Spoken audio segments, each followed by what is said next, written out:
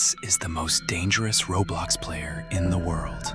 He played a game inside Roblox itself that taught him to harm his parents. And what happened next was so extreme that not even the police had the courage to deal with him. I am going to show you exactly how it all started. Before we begin, make sure to like, subscribe, and hit the bell icon to protect yourself from what comes next.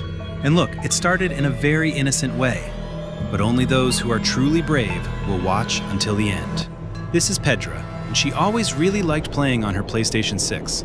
But there was a game that caught her attention a lot, which was Roblox. Back then, everyone hated Roblox. They said that only silly kids played it, but Pedra didn't care, and whenever she got home from school, she turned on her PlayStation 6 and spent the whole night playing. But there was a problem. She didn't tell any of her friends from school that she played, because she was afraid that the other students would find out and call her foolish. And not only that, they could stop being her friends just because the girl liked playing Roblox. But what Pedra did not expect was that a new student would enter the school. She was at recess, and as she passed through the hallway, she heard the music of one of the most famous games in Roblox. She approached the boy and asked him, "Do you play Brookhaven?" The boy answered, "Yes, I play every day." Then Pedra asked his name, and he answered that his name was Vinicius Jr. After that day, they became great friends and started playing Roblox every day together on the PlayStation 6. But Pedra began to suspect her new friend. She noticed that the boy was hiding something disturbing.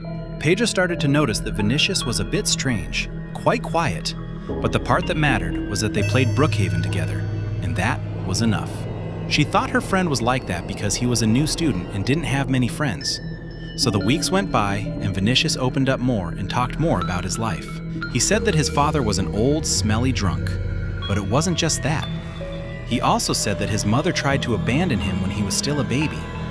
And that's why the boy was more reserved, because he was afraid that other people would be mean, just like his parents. Pedra felt sorry for him, but she couldn't offer him anything more than her friendship and fun nights playing Roblox.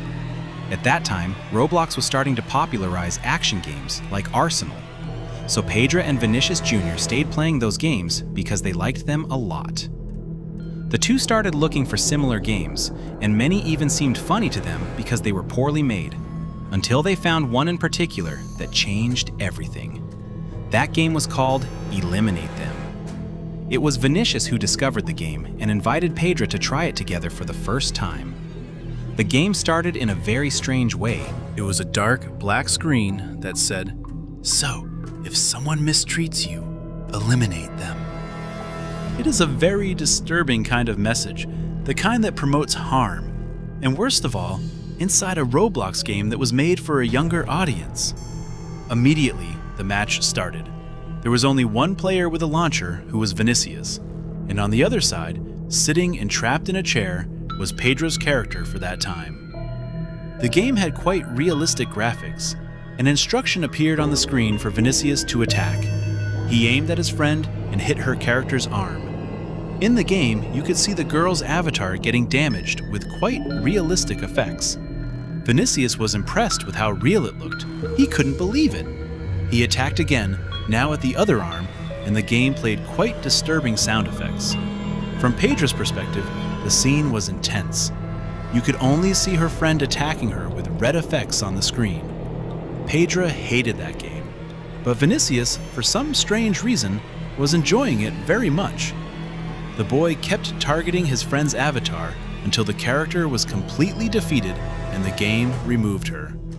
On the screen, a message appeared saying that he had finally done it and that now he was free.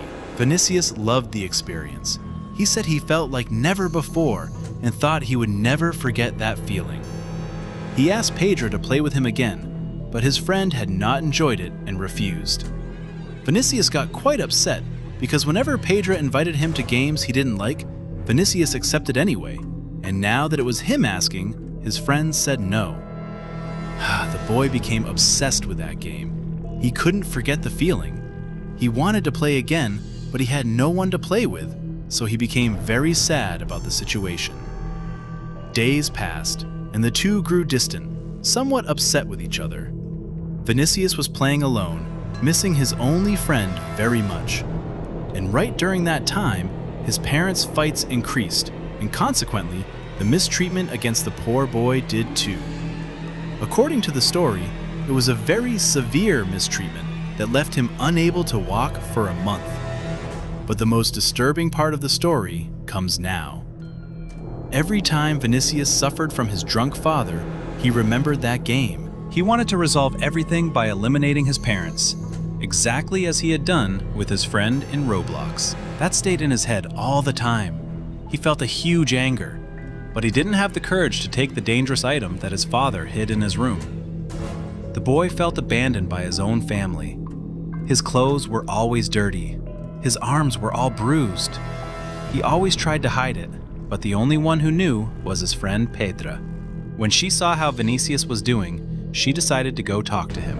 Vinicius told her everything that was happening, that his parents were worse than ever, and that he felt very sad because he didn't play with any other friends anymore. That was how they went back to playing Roblox together. His friend insisted a lot that they play that game again, and Pedra didn't want to, but feeling sorry for her friend, she ended up accepting. Vinicius got very happy and logged in right away. Pedra appeared again sitting in the chair, and on the boy's screen, new messages appeared asking why he hadn't done it yet, and urging him to take out his best friend. The match began. Vinicius, equipped again, attacked his friend, and that gave him a huge sense of relief, as if it freed him from all his worries. As the boy attacked, only realistic sound effects could be heard coming out of the screen, with red splatters appearing on it. After that, something changed inside the boy. He became a different person, as if he liked the feeling of winning. That left Pedra more and more worried, thinking that something had happened to her friend. Worried, she decided to send him a message on Roblox, but got no answer. So she decided to go to the boy's house. When she got there, she saw a scene that left her shocked. Upon arriving, she saw an old house, all dirty with trash, the walls all stained, and a horrible smell coming from inside the house. But even so, she decided to enter to find her friend. The house had 2 floors. Pedra had already checked the entire first floor and found nothing, so she decided to go upstairs. As she went up, the smell became stronger and stronger, and she couldn't stand it anymore. Pedra approached the first door, which was a little open, and saw something she never imagined she would see in her life: the unmoving bodies of Vinicius's father and mother. Trapped just like in the Roblox game, they had severe injuries, and the smell was unbearable. Next to them, Vinicius was sitting and repeating the phrase, "Finally, I am free." Pedra says she couldn't take it and had to run, which made her friend realize she was there. The two looked at each other, and Pedra felt a huge fear. At that moment, she ran away. Vinicius never showed up at school again, and Pedra doesn't know if she should notify the police. She is afraid her friend will come after her if she says anything. Now tell me, would you notify the police, or would you stay quiet?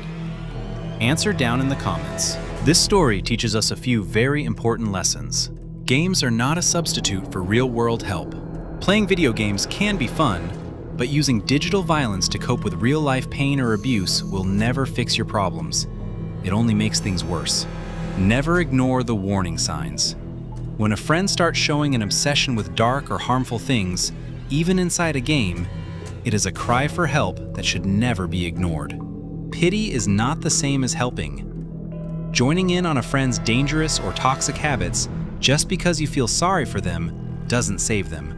It only enables their worst behavior. Real life doesn't have a reset button. Once you cross the line from a virtual world into reality, the damage you cause is permanent, and violence will only destroy your future instead of setting you free. Thank you so much for watching until the very end.